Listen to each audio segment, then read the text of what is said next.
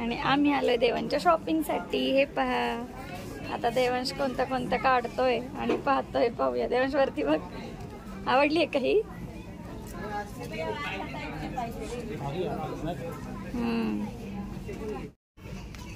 बघू, व्हाईट छान दिसतंय ना, एकदम परफेक्ट दिसतंय. तर इकडे बघ, इकडे बघ. बघू, हे पण घेऊ. चला डन. अजून कर चॉईस. इथे खूप छान छान व्हरायटी होती. देवांश, देवांश कलरच बघ ना कोणता आवडतो. ब्लॅक नको बा.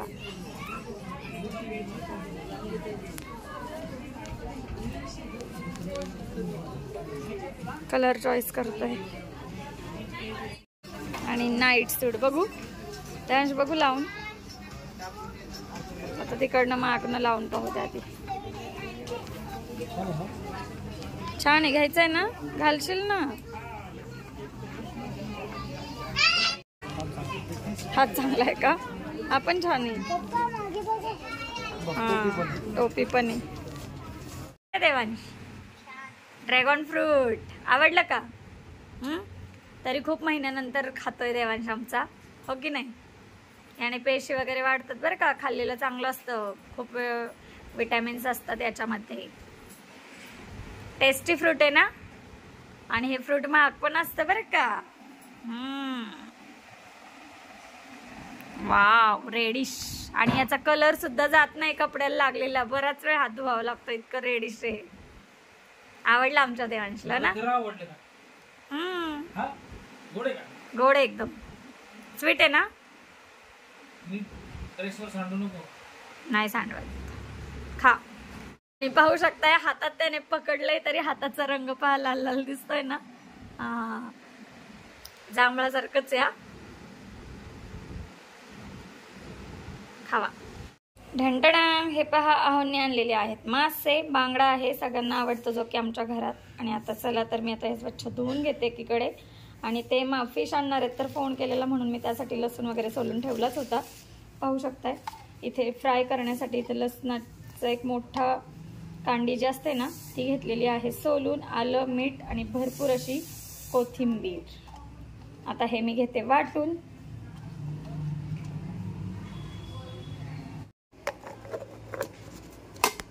चला तर मासा आणला की एकच नाही आणला जात, तर हा दुसरा एक मासा आणलेला आहे सोबत मरळ.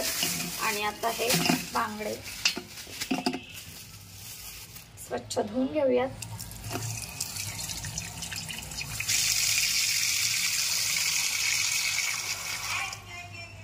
पहा, स्वच्छ असे तुम्ही पाहिलं मी मासे इथे धुतलेले आहेत.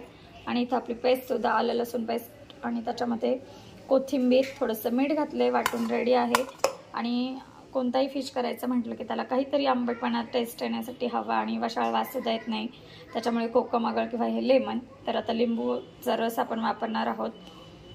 आणि तुम्हाला सांगू का, आत्ता या दिवसामध्ये मासे हे अंड्यावर आलेले असतात. पाहू शकता तुम्ही. हे पहा, अंड्याची पोटली पाहू शकता तुम्ही. आणि हा मरळ फिश आहे. बांगडा स्वच्छ धुवून घेतलेला आहे मी 3 ते 4 पाण्याने. आता मस्त आपण ह्याला मॅरिनेट करण्यासाठी इथे मसाले रेडी करून घेऊया. वाटण म्हणजे त्याला कोट करण्यासाठी. हे पहा, आलं लसूण पेस्ट याच ताटामध्ये काढून घेतली आहे थोडीशी. याच्यामध्येच आपण घालूयात हळद, लाल तिखट थोडंसं, हे घरचं आहे त्यामुळे जास्त स्पायसी आहे.